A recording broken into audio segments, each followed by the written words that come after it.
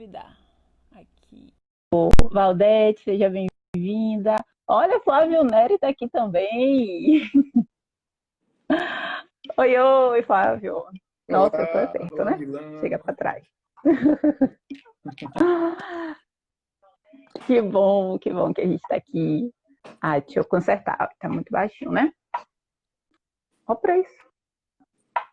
Tava tudo certinho. Quando divide a tela, né? Aí ele altera um pouquinho. É, é mesmo, não calculei. E eu, como uma boa míope, sou do tipo que sempre vou assim, ó. O óculos está aqui de fachada. Sejam todos bem-vindos. Vamos lá, Flavinho. Hoje o nosso tema, terapias integrativas e barras de access. Na verdade, o Flávio me convidou para a gente fazer essa palestra e a gente já tem também um contato já há um tempo muito bom e eu sou uma dessas pessoas que adora Flávio, né? Eu acho que todo mundo que conhece fica assim, já se sente amiga e é realmente uma pessoa muito querida, muito especial. Oh, eu tenho o mesmo apreço por você, mesmo a gente se conhece de atividades as mais variadas, né? Outras atividades que a gente desempenha, inclusive. Uhum. Tem muito tempo que eu não estou com você pessoalmente, que eu não encontro você, o Augusto e os amigos aí de Simões Filho, né? É, Uhum. mas é bom estar em contato contigo, não obstante a distância geográfica, a gente utilizando esses recursos aí para poder falar de algumas coisas bacanas, né, umas coisas legais. Então, para mim é uma grande satisfação, viu, Milana, estar conversando com Uhum. você. Você é uma gentileza e uma modelo de acolhimento. Ai, a gente vai encontrando as pessoas especiais pelo caminho, né? Por isso que eu sempre falo, eu já te disse, da primeira vez que eu entrei em contato com você, eu me senti tão acolhida, eu fiz assim, gente, ele é tão famosinho aqui, né, nas palestras, e ao mesmo tempo tão educado, tão maravilhoso. E agora a gente vai para outros assuntos, né? Já conversamos muito em outros momentos sobre espiritismo e hoje a gente vai falar sobre terapias integrativas e complementares e barras de access. Perfeito. Que barras é um assunto que eu tenho trazido bastante nos meus vídeos, né? Uma área de atuação profissional que eu entrei porque fui buscar auxílio para meu filho, como Guilherme, para quem não sabe, né? Guilherme, ele é autista, ele tem TDAH também e o transtorno positivo desafiador. E o autismo dele é um grau leve, mas quando junta esses três, então gera na gente assim, né, muitas questões, muitas necessidades de diversas abordagens, apesar dele ter as abordagens tradicionais também, com alopatia, com psicólogos, mas eu gosto muito das terapias complementares, muito, sempre tive uma simpatia, mesmo algumas que eu ainda nem conheço, e aí eu fazia uso de acupuntura, de aromaterapia, e assim fui conhecer barras de axis para ajudar Guilherme. E chegando lá, sem nenhuma referência, nenhuma, fiquei impressionada com 5 sessões, assim, os resultados que a gente estava vendo. Né? Gui, ele é filho da minha tia que faleceu, tinha falecido no ano anterior, então esse processo de é, uma nova família agora, né? Eu e Augusto nesse papel de pai e mãe, a gente estava construindo isso com ele. E 5 sessões depois, eu juro que a minha expectativa era que ele melhorasse a relação com a alimentação. Porque eu ouvi de uma amiga minha, que foi quem me indicou barras de axis, que o filho dela passou a comer coisas que ele não comia antes. Então, meu objetivo era esse. Olha Em só. 5 sessões ele estava dizendo que eu era a mãe dele, que Guto era o pai dele, reconhecendo ele, a gente nessa estrutura aqui da nossa casa, a nova casa também dele, que ele ainda tinha assim um pouco de dificuldade de entender esse processo. Ele entendia o falecimento da mãe, mas não esse nosso papel, né? Começou a dizer que tinha medo das coisas. Eu tenho medo da abelha que aparece nesse filme que tem esse som. E coisas tão específicas que, para quem está no universo dos autistas, isso é muito difícil, né? Então ele dizia que tinha saudades, isso deixou a gente muito impressionada. E a convite da terapeuta que eu levava ele, ela também era facilitadora, ela falou, olha, vou fazer uma classe, porque você não aprende e você mesmo faz as sessões com ele. E eu, ótimo, ficava tudo muito mais fácil. Fui para essa sessão com esse único objetivo de atender Gui em casa. Eu digo que eu deitei na maca para receber primeiro, né? A gente faz uma troca, um aplica no outro, né? Na parte prática. Então eu deitei ali para receber e abri o olho em outro universo, né? Totalmente diferente, com muito mais leveza, com olhando a vida de uma outra forma. E realmente ali foi transformador. Então, essa verdade, o que é bom para mim, eu quero espalhar para todo mundo, sabe? Eu quero levar para frente. E aí entrei nesse universo maravilhoso para atuar profissionalmente também. Que bacana, que bacana.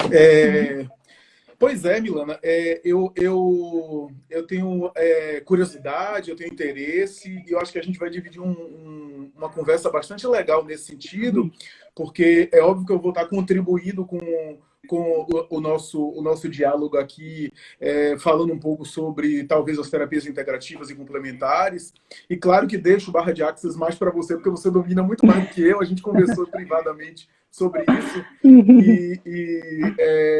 e é claro que eu também vou lhe propor que você fale, até para explicar para a gente, para algumas pessoas que não conhecem o tema, algumas dúvidas que talvez sejam legais para a gente poder esclarecer e poder entender melhor, fazendo um pouco aqui até o papel de um advogado do diabo nesse sentido, né, de estar, digamos assim, passando para você as questões, às vezes, que me chegam até, né, e que, em alguns momentos, até objeto de discussão no meio acadêmico, né? E também das práticas terapêuticas, né?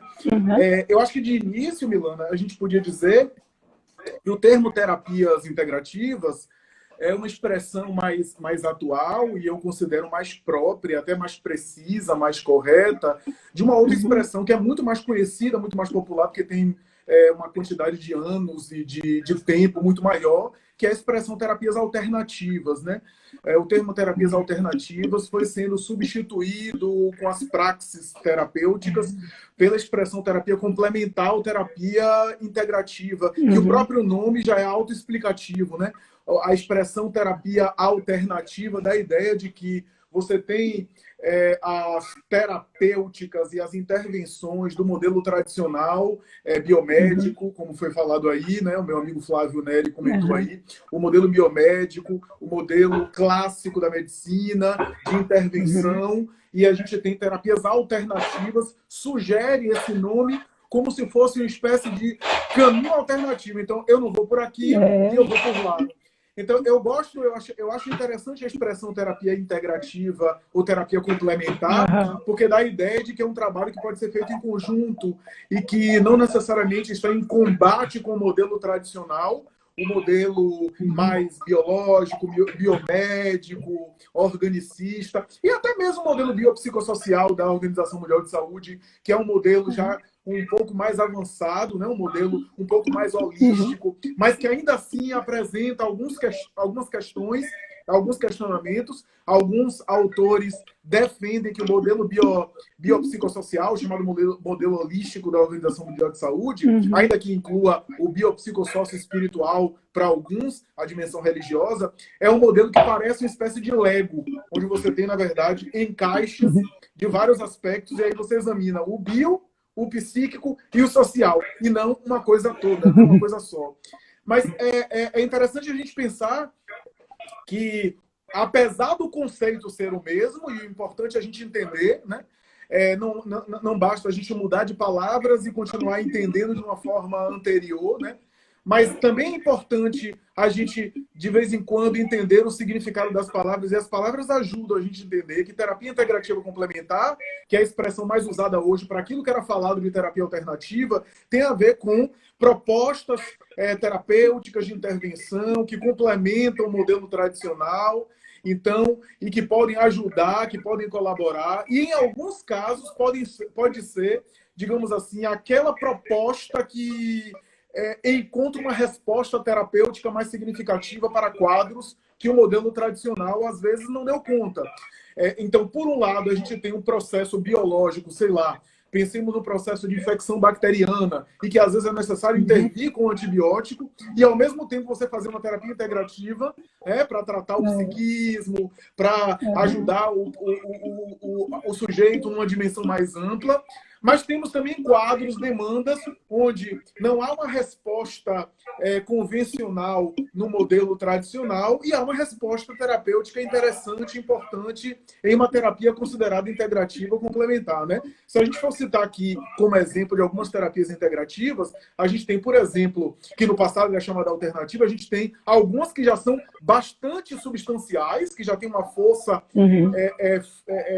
contundente, que no passado eram vistas com desconfiança, né? Eu cito aqui o yoga, a fitoterapia, a homeopatia, que eu nem chego a considerar mais como algo necessariamente alternativo, entre aspas, dentro do conceito de alternativo, né? Hoje há cadeiras nos cursos de medicina para medicina homeopática, para homeopatia, mas durante muito tempo foi considerado algo até místico e pseudocientífico. Nós temos o reiki, nós temos a acupuntura, nós temos a antroposofia de Rudolf Steiner, né? A gente tem a cromoterapia, a aromaterapia, a hipnoterapia e a meditação. Estou citando só alguns que são mais conhecidos, é claro, e que tem já, inclusive, práticas no SUS, né? No SUS do Brasil. Né? Tem práticas dessas ferramentas terapêuticas para serem usadas, por exemplo, nas instituições de saúde. Por outro lado, a gente tem outras práticas, digamos assim, que o SUS ainda não endossa totalmente, né? E aí há discussões científicas que a gente pode aqui até abordar durante o nosso bate-papo sobre isso e as questões que são levantadas, né? E porque, na verdade, a questão é que algumas terapias chamadas integrativas e complementares, a discussão sobre, eu não estou falando especificamente de barra de axis, mas de outras terapias gerais, que a eficácia científica é objeto de muita discussão, né? E há autores que defendem sim, outros não, e aí há todo uma amálgama sobre isso, né? E entre elas, eu acho que o barra de axis é um recurso relativamente recente. Eu quero ouvir de você até onde é que ela se posiciona nesse sentido, né? E que mobiliza. Na minha área, há uma divisão de opiniões sobre isso. Eu confesso minha ignorância sobre isso. O que eu sei é de ouvir você num diálogo assim, bastante rápido, outros amigos, né? Alguns amigos que estão presentes aí. Minha irmã, que é psicóloga, está presente. Ela procurou se debruçar sobre o tema, muito mais do que eu, inclusive. Mas eu até gostaria até que a gente, né, começasse aí já falando sobre a área do seu domínio, né? Para a gente tentar entender onde é que se situa essa barra de access, né? Qual é o conceito dela, como é que você definiria ela, né? Qual é o propósito, né? Acho que é bacana a gente abordar isso, né? Eu passo a bola para você. Como você começou, né, falando da evolução do conceito, da mudança das palavras, né? A gente vê que nesse processo mesmo da evolução, tanto do entendimento quanto da relação, das integrações, que é uma tendência da evolução, né? A gente começa a se contactar mais com os povos, com as diferentes culturas e às vezes até integrar a cultura do recanto onde a gente vive. Então, as palavras são necessárias mesmo, que a gente repense, que a gente reveja, que a gente, às vezes, faça de propósito certas mudanças para melhorar o entendimento e a relação. Então, de fato, o termo alternativo era o mais comum e no usual vai falar muito assim, né? As pessoas vão colocar esse termo, mas dá esse entendimento de alternância, né? Ou um ou outro. Então, um nega o outro, ou você escolhe fazer essa, ou você escolhe fazer aquela. E é isso justamente que a gente não precisa mais, né? Fazer essa divisão. É justamente perceber naquela situação daquele indivíduo o que pode auxiliar. E são muitas práticas que podem complementar. Tanto uma pessoa que já esteja dentro de um processo terapêutico alopático, convencional, quanto outras pessoas que, às vezes, buscam somente as terapias complementares. Já ia falar. Então, a gente cada um pode escolher esse processo. Quando a gente tem já, assim, entre 70 e 80, um movimento mais intenso para trazer essas terapias dentro do sistema de saúde básico, é um movimento de 70, 80, mas aqui no Brasil entra como uma portaria para o Ministério da Saúde em 2006. Mas veja que é uma portaria de 2006, mas que hoje em dia ainda a gente ainda percebe um pouco implantada de uma forma sistematizada e de uma forma que seja amplamente divulgada. Mas, ao mesmo tempo, tem 54% dos municípios, os profissionais de saúde que atuam na saúde básica, eles têm alguma outra formação complementar à formação que eles foram contratados ali. Então, enfermeiras que têm um curso de aromaterapia, médicos que são acupunturistas. Então, 54% é um número grande. Todas as capitais têm esse registro, mas são, acho que 3.100 e pouco, sabe? São mais de 3.000, 3.170 e alguma coisa, de municípios que estão registrados, tem profissionais que trazem na sua bagagem curricular outras terapias complementares. E ali, em diálogo com os gestores municipais, conseguem implantar alguma dessas atividades dentro daquela unidade básica, mas sem uma sistematização. Hoje, desde 2017, já tem uma cartilha para implementar essas práticas, são 29 práticas que o SUS traz assim com uma referência ali do Ministério da Saúde, e tem uma cartilha, uma sistematização, mas ela não é fechada. Não diz que tem que ser dessa forma, com tantos profissionais, ou só esses profissionais que estão listados dentro desses 29. Então, é algo que tem uma flexibilidade, mas já há uma orientação. Mas ainda a gente percebe que é um movimento que tem que ampliar. Então, talvez a gente encontre nas capitais, mas saiba pouco onde encontrar esses lugares, e no interior ainda precisa divulgar muito mais. Mas como são profissionais que já têm esses cursos complementares, fica muito mais fácil, né? Talvez com um movimento mais organizado ou uma boa vontade dos gestores também, a gente consiga implementar com muita facilidade. Aqui em Simões Filho mesmo a gente tem... eu conheci muitas terapias integrativas com fisioterapeutas que trabalhavam aqui na unidade de saúde. Então, elas que me indicaram cursos, inclusive barras de Access, como Rafaela, que foi a que eu falei que me indicou por causa do filho, ela tinha vários cursos de terapias integrativas e trabalhava aqui na cidade como fisioterapeuta, mas não conseguia implementar. Então, quando o SUS traz de uma forma mais organizada, isso ajuda muito, porque é um trabalho que já estava acontecendo, e é possível sem onerar tanto, porque às vezes a gente tem também uma discussão, né, de os recursos do SUS são escassos, e olha agora, querem distribuir esse recurso para fora do atendimento médico para outros atendimentos. Mas quando se pesquisou e percebeu que muitos desses... desculpa, a Rafaela aqui falando, foi essa Rafaela de Souza aqui que me apresentou essa gama de ferramentas.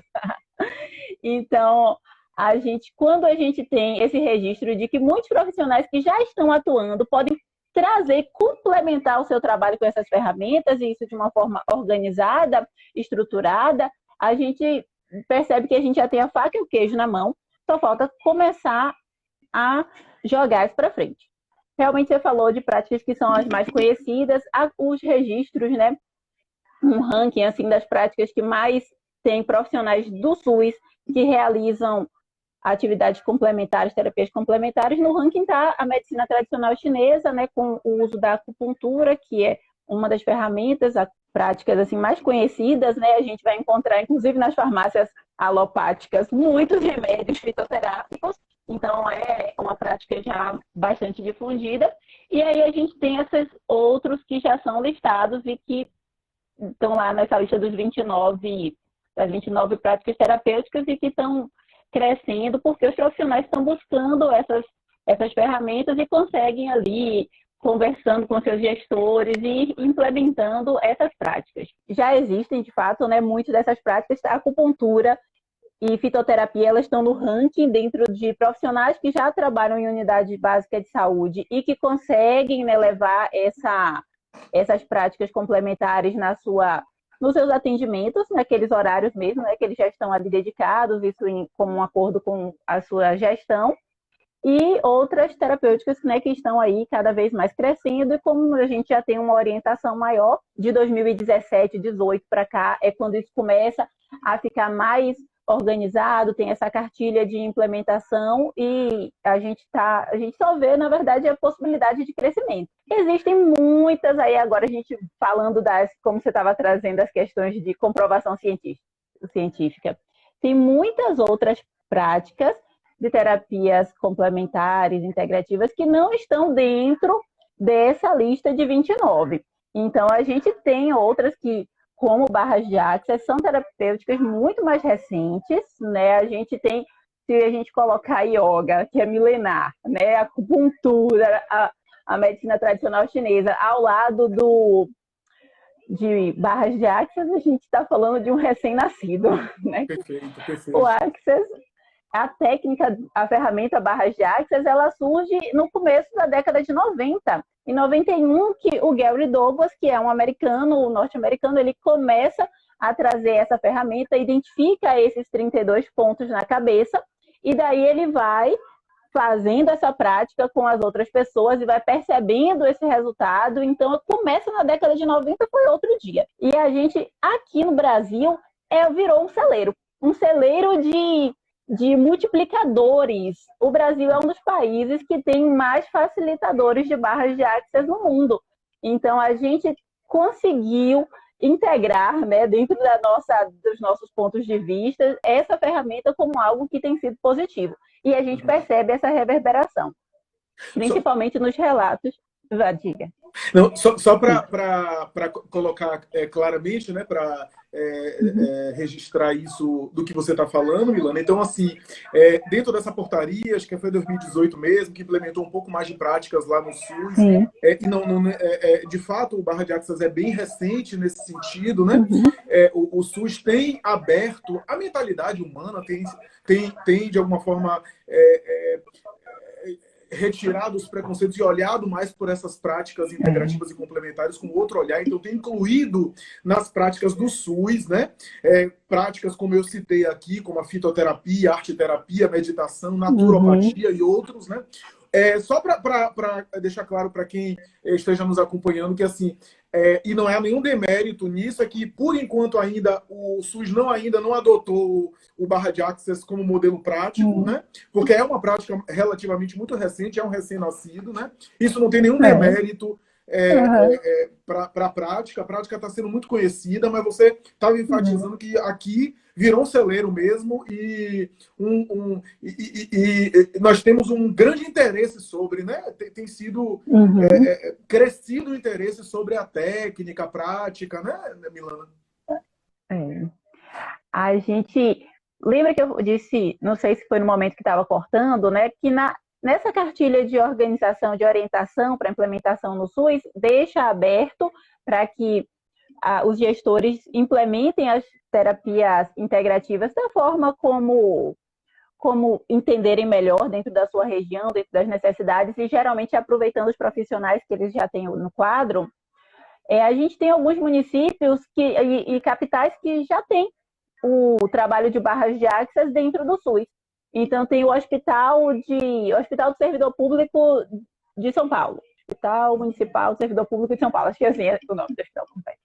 E lá eles têm uma sala, chama sala de meditação. Essa sala é um espaço utilizado para várias abordagens terapêuticas. Começou com esse trabalho de meditação e foi crescendo. Então, você olha, a programação tem diversas atividades que acontecem lá, inclusive sessões de barras de axis. A gente tem lá em Teresina, também no Piauí, e eles colocam o endereço das unidades básicas de saúde, as terapias integrativas que tem, e tem barras de axis também.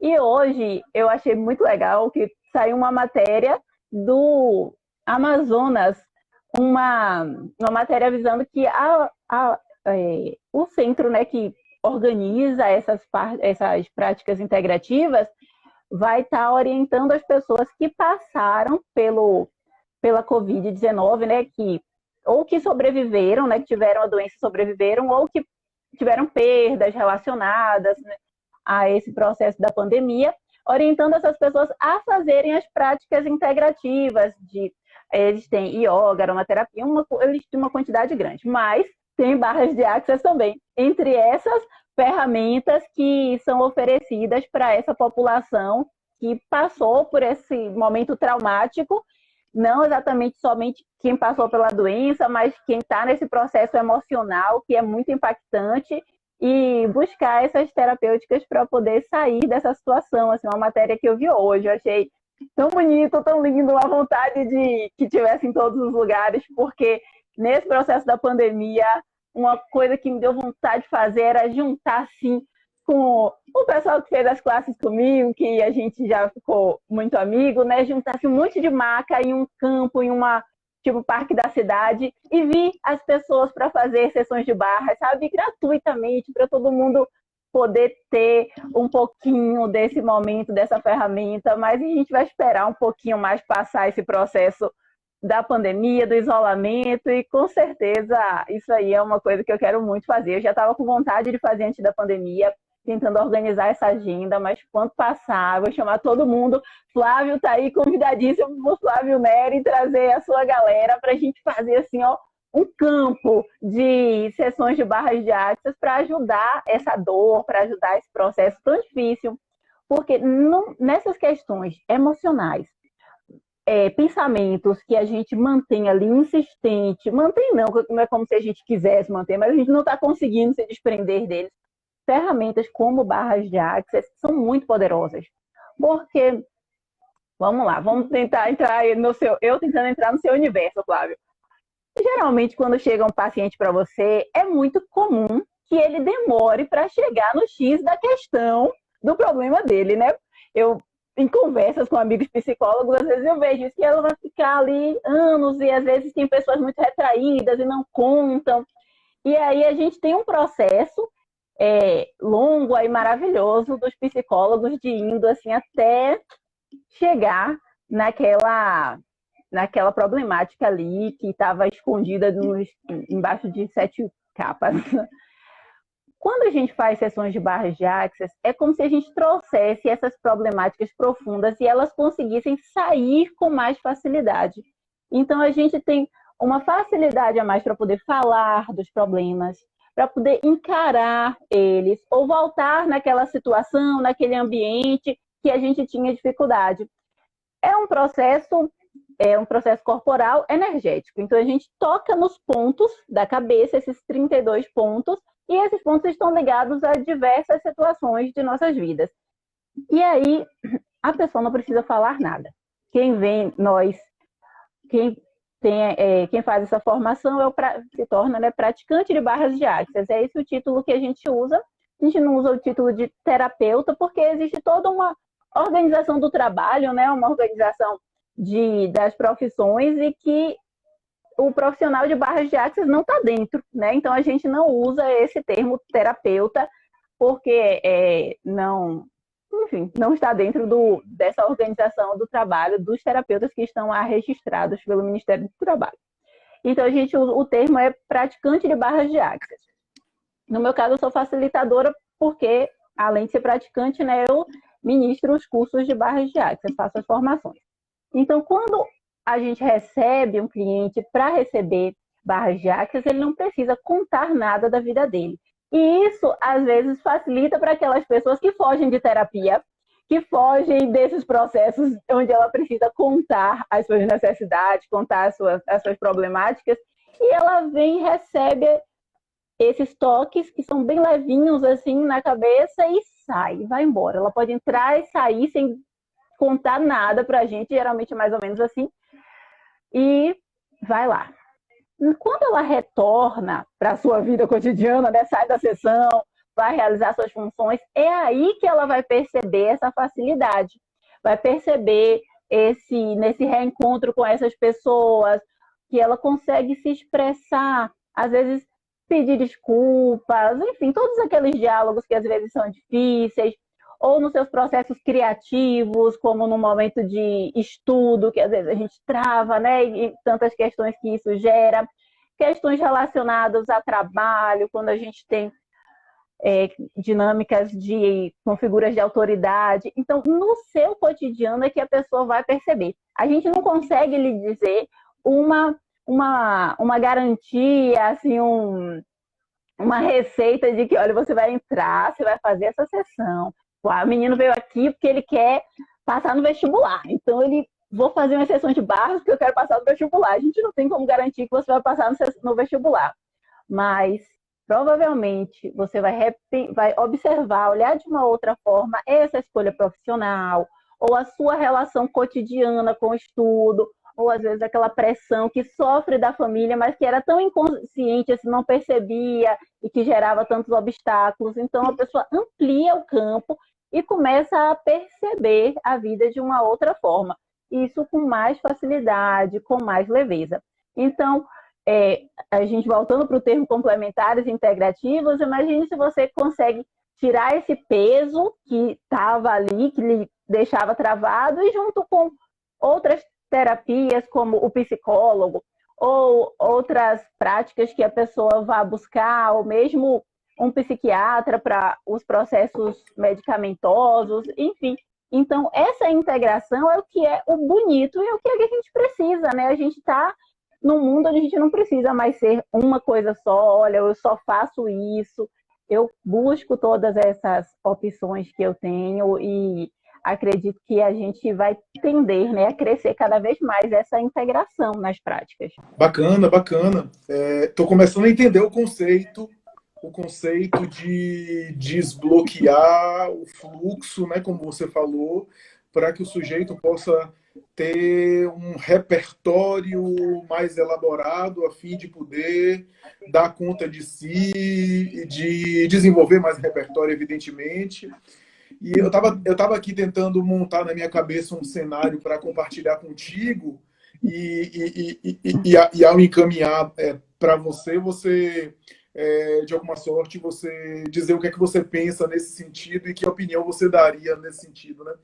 Eu estava me lembrando que quando eu entrei logo na graduação de psicologia, e Fernanda Baqueiro, que está aí, é contemporânea minha, então ela deve lembrar que primeiro ou segundo dia do primeiro semestre de psicologia, a gente teve uma aula em que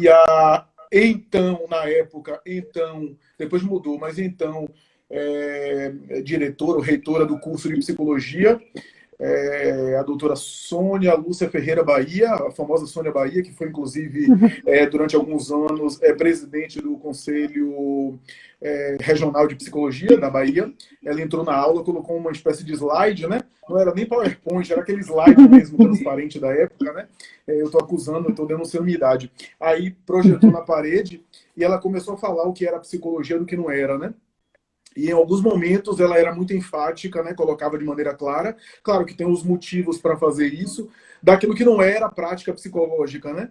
E ela começou a falar sobre tarô, sobre búzio, sobre ler a mão no consultório, sobre práticas de conversão religiosa utilizando Bíblia, a chamada psicoterapia evangélica, que, enfim, tem um grupo de psicólogos aí no Brasil que fazem isso também, né? Uma espécie de terapia evangélica com utilização da Bíblia. E assim ela foi apresentando aquelas técnicas que o Conselho, não apenas algumas não recomendava e outras era veementemente contra e até proibia, né, a prática psicológica. Eu estou ilustrando o cenário para dizer, por outro lado, eu também tenho críticas ao Conselho no sentido de que algumas práticas psicológicas e psicoterapêuticas, e aqui eu lembro o famoso e saudoso Pierre Rivaio, esse grande humanista, idealista, que todo mundo conhece ele pela obra O Corpo Fala, mas ele é muito mais do que a obra O Corpo Fala.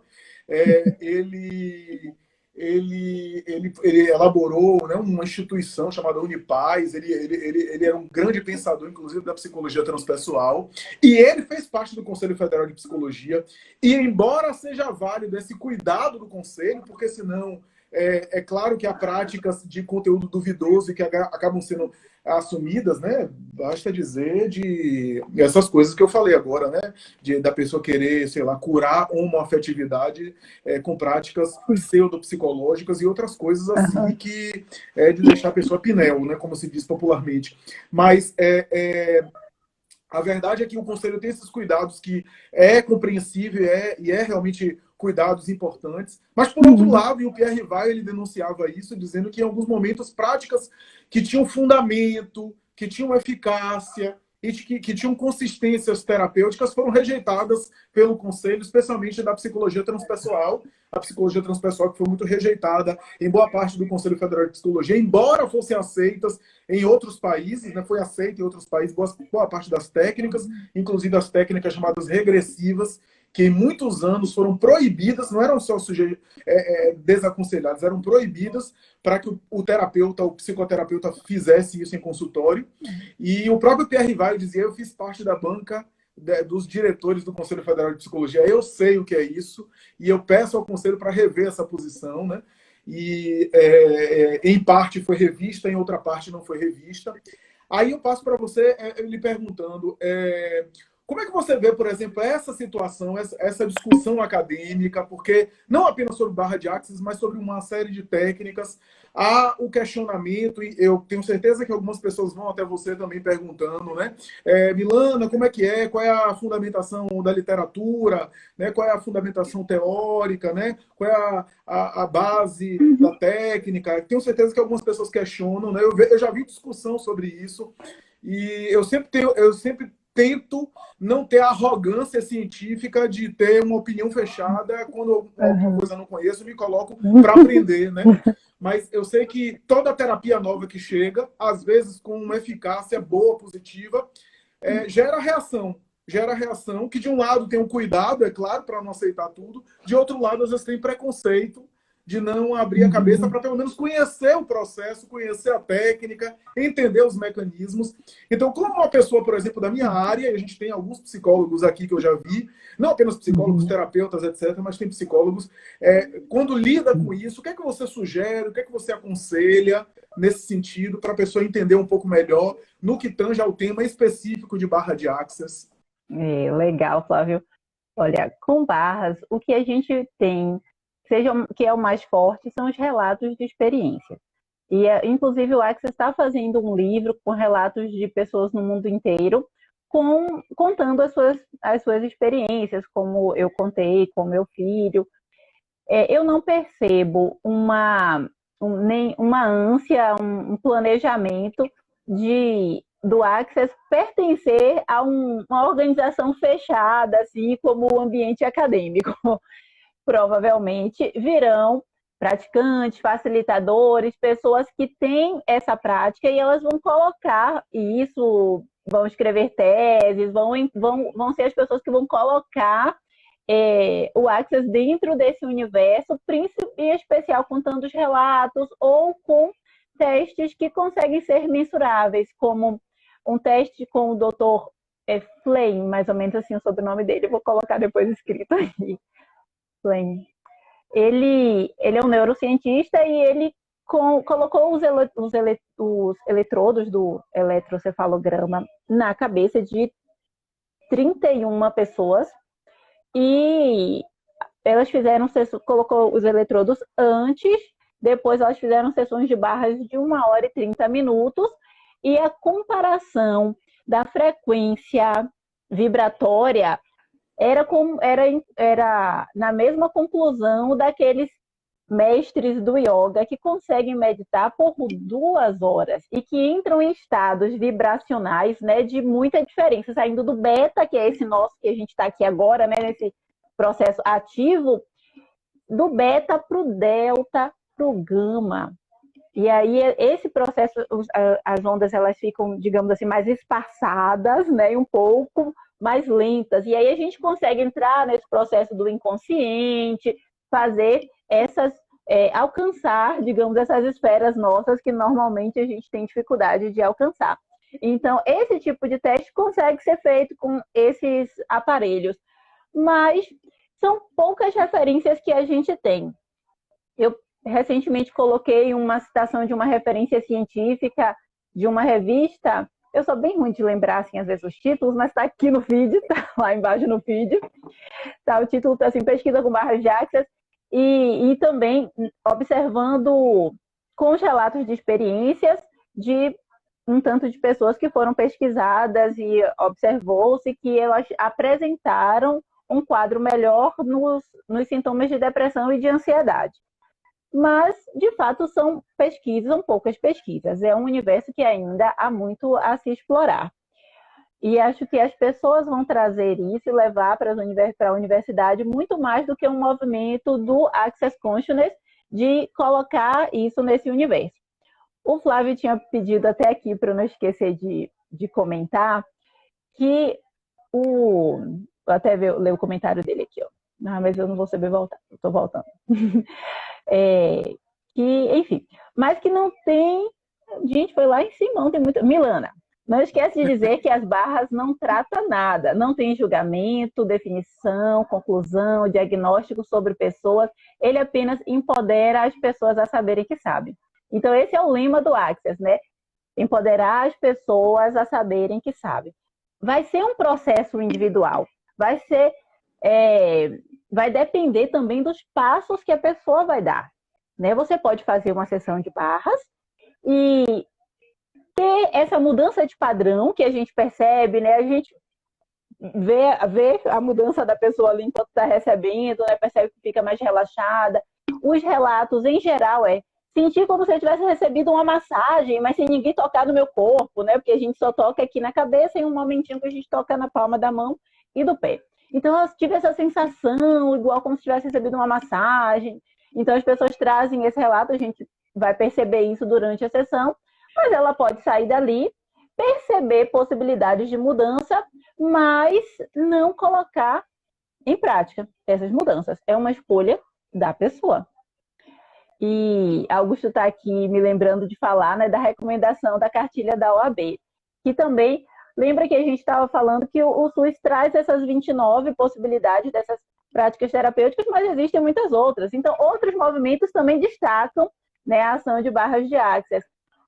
A OAB tem uma cartilha de cuidados com a saúde, voltado para os advogados, né, e entre as práticas que eles recomendam barras de Access. Então, a gente vai ver profissionais de barras indo falar em congressos, né? Tem algumas palestras no YouTube, inclusive uma na OAB com uma representante, né? Uma facilitadora de barras, comunicando sobre os benefícios. Eu tenho nos grupos de facilitadores, vejo que algumas pessoas escrevem capítulos de livros, né? E comunicam para a gente, olha, eu estou escrevendo um capítulo de livro que vai ser apresentado em determinado congresso. Então, esse é um movimento que tem começado. Eu imagino que aqui no Brasil, com certeza, isso vai se espalhar com muito mais facilidade pela quantidade de facilitadores. A gente recebe relatos mensais, então, agora na pandemia a gente teve uma diferença nesse quadro, né? Mas em dezembro, janeiro, a gente via, assim, no Brasil, 157 novos facilitadores de barras de Access nesse mês. Facilitador, que é aquele que vai dar os cursos, né? Então, imagine a quantidade de praticantes, que é muito maior ainda, em comparação a outros países da Europa com 4, 5, outros aqui da América também. Então, o Brasil tem um destaque muito grande. Então, isso vai se difundir dentro das nossas universidades, com certeza. Mas cada um tem o seu processo com barras de Access. Então, realmente é uma ferramenta que vai complementar esse processo. Que para uma pessoa, ela pode ser assim um divisor de águas e fazer toda a mudança. Para outras pessoas, vai perceber de uma outra forma, né? Vai ter uma outra relação. Isso é legal, isso é legal que você está falando. Isso é muito legal. Uma das coisas que mais me preocupa, Milana, são práticas que são práticas, digamos assim, que se apresentam como sendo abordagens que resolvem de maneira universal as demandas que são individuais e que tem a ver com particularidades. Como eu lido com práticas com práticas que têm a ver com aquilo que há de mais singular no sujeito, né? Aquilo que é muito específico. Isso, inclusive, é um tema de minha reflexão, porque, a depender do ponto de vista do que a gente olha, a gente até questiona se a psicologia é ciência mesmo, porque, veja, ciência tem a ver com algo que é objetivo, que é universal, que o que é científico? É um método que eu elaboro, que eu exerço e que alguém de outra parte do mundo pode replicar aquele método e chegar aos mesmos resultados. É assim no laboratório de química, por exemplo, me utilizar de um exemplo de uma ciência natural. No caso da prática psicológica, a psicologia é uma ciência que é a ciência justamente do subjetivo, ou seja, daquilo que o sujeito tem de singular. Tem algo que é, digamos assim, consensual. Você fala, sei lá, em depressão, tudo bem. Você fala em depressão, você tem elementos básicos que compõem aquela síndrome, né? Que faz com que a gente dialogue o que é depressão em termos universais, mas uma depressão sempre é única em cada sujeito. E a mim me chama muita atenção algumas práticas que se apresentam, eu vejo com muito cuidado, as práticas que se apresentam como sendo assim, de unha encravada a perda de emprego, ela resolve tudo. Eu desconfio muito com isso, né? E eu não estou falando em relação nem a barra de Access, nem a uma técnica específica. Eu até falo da minha prática mesmo, entre colegas psicólogos. Eu vejo, às vezes, algumas pessoas se apresentando dizendo assim, síndrome de pânico, eu tenho uma técnica que em 10 sessões a pessoa sai boa de síndrome de pânico. Eu vejo isso para mim, já não me cheira bem. Porque ou esse sujeito descobriu uma técnica e ele merece ganhar o prêmio Nobel, e ele ainda não ganhou, ou alguma coisa está errada. Porque a síndrome de pânico, como o transtorno depressivo, como algumas demandas, são questões muito nebulosas, que cada caso é um caso, que a gente precisa examinar, porque aquilo que está como gatilho, os fatores que geram a síndrome de pânico em um sujeito, são outros fatores que estão gerando em outro sujeito, né? Tem muitas variáveis aí. E eu prometer que em 10 sessões ou 3 sessões, e como a gente está vivendo um momento do planeta onde as pessoas querem resultados muito rápidos, sim. Então, se eu tenho uma síndrome de pânico que eu estou sofrendo, é claro que eu quero em 3 sessões não sentir mais nada. É compreensível, né? E eu acho que é delicado, estou falando até de colegas meus mesmo, né? Essa promessa, porque na verdade não tem nada concreto que diga assim, não, eu vou fazer uma técnica de respiração para que todo mundo vai ficar curado. Alguns ficam bem, outros podem até piorar das crises por conta da hiperventilação. Eu estou falando aqui da síndrome de pânico, mas a gente pode falar de um modo geral. Então, a gente tem que, no caso das práticas terapêuticas e psíquicas, submeter, que isso foi bonito na sua fala, submeter a técnica a serviço do sujeito, e não o contrário, pegar o sujeito e colocar dentro da técnica, né? E foi bonito você falar isso, né? De que a técnica é usada, tem efeitos eficazes, né? Importantes, mas que vai ter a ressonância de acordo com cada sujeito, com a capacidade de assimilação dele, de acordo com as suas demandas próprias. Para mim, é muito mais sedutor, me atrai muito mais isso, né, do que aquela ideia de que eu trago um pacote pronto para você. Se você tiver esquizofrenia, depressão, ou tiver uma questão amorosa, é a mesma técnica para tudo. Né? E existe isso. É só abrir o Instagram. Outro dia eu abri o Instagram, tinha gente com um colar quântico por R$2.000, um colar quântico que curava a depressão. Tudo. Eita. Minha, E assim, existem pessoas que têm uma capacidade de convencimento muito boa e que fazem isso acontecer, fazem esse movimento e atrair, né, as pessoas em busca dessas curas. E quando a gente realmente está com o sapato apertado, a única coisa que a gente quer é tirar, né? A gente precisa fugir da dor, como você estava falando. E quando eu falo do exemplo de Guilherme, né, que o autismo é uma dessas questões que gera muito sim, uma bagunça de sentimentos, né? Até você se colocar nesse universo do autista, né? Os pais, muita gente quer uma cura no sentido como se fosse algo errado para acabar, né? Então, assim, esse processo é muito intenso para os familiares. Então, quando eu falo, olha, Gui fez 5 sessões e foi incrível, foi Gui, sabe? Foi o processo dele. Gui fez só 5 sessões na vida e não fazia mais nada para se tratar? Não. Ele tinha todas as outras práticas andando junto com a família, para que a gente conseguisse estar ali nesse processo, né? Então, ele faz outras práticas complementares também? Faz também. Né? Ele usa fitoterápicos de medicina chinesa, que também fazem um trabalho incrível, usa aromaterapia. Então, assim, a gente tem toda uma gama de complemento. Aí, quando a pessoa vem me buscar e me pergunta assim, Milana, quantas sessões eu preciso fazer? Aí eu falo, olha, você pode fazer uma e sair de lá com as necessidades de agora, que você quer resolver, tudo resolvido, tudo ok. Levantada ali, falou, eu vou ter aquela conversa com meu pai e vou resolver aquele problema na minha vida e tomar coragem lá. Você pode fazer isso com uma sessão. Mas a gente orienta a fazer umas 10 sessões para que você se perceba nesse processo. Observe se realmente você está conseguindo fazer essas mudanças, se está ao longo desses dias, desse tempo que vai passando, você percebe a mudança na sua vida.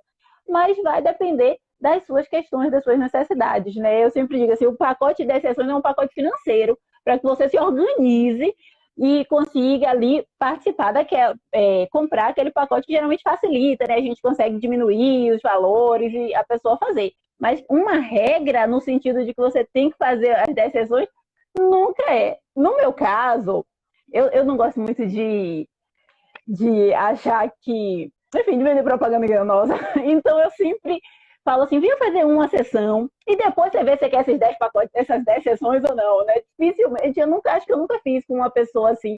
A pessoa chegou, primeira sessão já nos seus 10, nas suas 10 sessões, porque eu acho que ela tem que ter essa experiência, sabe? O Gary Douglas fala isso, né? Que é o fundador do Access, é o Gary e o Dan, mas barras de Access quem traz, né, é o Gary. Ele diz assim, uma sessão pode mudar toda a sua vida. No meu caso, uma sessão realmente mudou a minha vida. Mas não vai ser assim com todo mundo, não necessariamente vai ser isso com todo mundo. E eu, que sou uma pessoa dessas também, que quando fala assim, cheia de emoção, aí eu falo, depois mas agora vamos no seu caso, né? Minha experiência foi essa, né? Como é que vai ser a sua? Como é que vai ser o seu processo? E tem que alinhar isso, porque é muito frustrante a pessoa vir e como se, geralmente, quando ela chega para Barra de Access, ela já buscou várias outras coisas também. Então, ela vem para cá como se ela fosse encontrar a luz no fim do túnel e não ser algo milagroso, porque os processos mais intensos da nossa vida, eles dependem de atitudes nossas. Então, por mais que você vista o agasalho para enfrentar aquele frio, você precisa ir lá, né, e se mover e agir. A gente recebe as ferramentas. O Barras de Access é uma ferramenta do Access Consciousness. Então, a gente tem processos verbais, a gente tem perguntas que a gente recomenda que sejam realizadas, como alguns processos simples que a gente pode ensinar aqui, né? Um exemplo é como pode melhorar. Usar essa pergunta para tudo que acontecer. Coisas boas ou coisas ruins. Se acontecer uma coisa boa, você diz como pode melhorar ainda mais. Se foi ruim, como pode melhorar. Então, esse tipo de pergunta faz a gente sair daquela polaridade de ai, tá doendo, ou foi injusto, foi ruim, né? Que geralmente a gente vai pro extremo e fica ali, né, com aquele sofrimento. E aí, quando a gente lança um como pode melhorar, caiu, derramou o copo de leite, né? O copo de leite derramado, você vai lá, como pode melhorar? Você percebe que talvez não seja tão difícil limpar aquele leite do chão, né? Era como você estava realizando aquela ação. Então, perguntas que abrem possibilidades de uma centena de outras ferramentas que tem também, mas essa é uma muito simples que a gente vai trazendo. Mas aí, se você tem essa sugestão, olha, como pode melhorar? Mas você não usa. Nunca usa essa ferramenta. Ela não vai acontecer na sua vida. Não vai existir. Não adianta saber que ela existe, né? Você tem que colocar ela em prática. E aí depende realmente da pessoa. Algumas pessoas passarão a vida em terapias, buscando práticas terapêuticas e sem conseguir realizar esse movimento. É algo parecido com religião também, que a gente vê algumas pessoas migrando em várias religiões na vida, mas às vezes sem conseguir se encontrar, né? Então a gente vai ver a pessoa buscando várias, mas sem realizar aquilo que ela precisa construir, sem fazer as mudanças. E a gente precisa de atitudes em busca da autocura, né? Do melhoramento. Perfeito, perfeito. E esse ponto é importante, né? Minha fala não faz uma alusão contrária a pacotes estruturais de sessão por conta de um acordo ou de um contrato financeiro, né? Isso, claro que Sim, ocorre, né? Minha ressalva em relação a pacote de cura, né? Ou de promessa de sim, cura, isso. né? Isso que é É, interessante. uhum, Mas porque você não tocou num ponto importantíssimo. Diga, perdão. é, senão se ela vai achando que com 10 sessões, ela precisa de 10 sessões, nossa, vai ser muito frustrante se ela se prender a esse número, se ela não vivenciar ao longo desse período, né, essa experiência. Flávio, quanta coisa boa que tem aqui nos comentários, né? Quando eu bato o olho nos comentários, Algumas coisas eu consigo ver, outras não, né? Algumas para mim é, desconhecidas. gente, tá muito bom. Isso aqui dava uma novela, dava assim vários capítulos. Se você me autorizar, me permitir, depois, quando você salvar o vídeo, eu hospedo ele no canal da gente de psicologia. Sim, sim, com certeza. Vou fazer isso agora. Ai, eu não sei quanto tempo que a gente tem, então tranquilo? Dá para falar um pouquinho? Eu acho que a gente tem uns 4 minutos, se minha conta estiver certo aqui. Pronto. Olha, eu acho que o principal dessa mensagem de hoje é esse entendimento, né, de que são práticas integrativas que se complementam, que a gente não está trazendo uma proposta salva-vidas, que você tem que ser o protagonista da sua cura, do seu melhoramento, da sua mudança. Não depende do terapeuta, não depende do praticante de barras de axis, como também não depende do médico, assim, né? A gente precisa ser protagonista nesse processo. E, como o Flávio falou, a gente está nesse processo, num mundo onde a gente quer respostas muito rápidas. Mas, às vezes, a gente demorou anos descendo a ladeira até entrar naquele processo. O caminho de volta vai exigir um movimento também, de novo, de subir essa ladeira, né? Talvez você suba correndo ou talvez você vá subir essa ladeira caminhando, né? Tem que perceber esse processo e tem que ser muito honesto com a gente. No caso de barras de axis, tem essa proposta, né, de empoderamento, de você colocar para frente, e é uma ferramenta que pode ser ensinada para qualquer pessoa, inclusive para crianças. Então, qualquer pessoa pode fazer o curso, qualquer idade, não tem um pré-requisito. Então, fazendo o curso, você se torna praticante de barras de axis e você tem as ferramentas principais. Em especial, essas ferramentas de empoderamento que a gente vai usar no nosso dia a dia. Eu digo assim que barras de axis é tipo fazer uma faxina na casa, aqueles programas que a pessoa entra e faz aquela faxina na casa caótica. E aí o dono da casa sai, né? E quando volta, nossa, não imaginei que minha casa cabia tanta coisa, que minha casa podia ser tão bonita, maravilhosa. Você tem aquele espanto da chegada, né? Então, essa sensação de receber as barras, você faz assim, ai, mas estou tão leve, cheguei aqui tão cansado, tão estressado, e olha, me senti muito bem. Tal. Você sai da sessão. Bom, é a pessoa na sua casa de volta. Aí tem aquelas pessoas que vão manter a casa arrumada. Tem aquelas pessoas que vão bagunçar tudo no outro dia. E algumas que vão bagunçar e vão arrumar de novo. E tem as outras que vão bagunçar e vão deixar tudo bagunçado, não vão deixar a casa arrumada nunca mais. Então é um processo que você percebe assim, eu posso ser mais leve, posso ser melhor, mas depende das minhas ações, né? Depende do que eu vou agir ali, né? Do que eu vou tomar posse em minha vida. Estamos caminhando para o grande finale, né?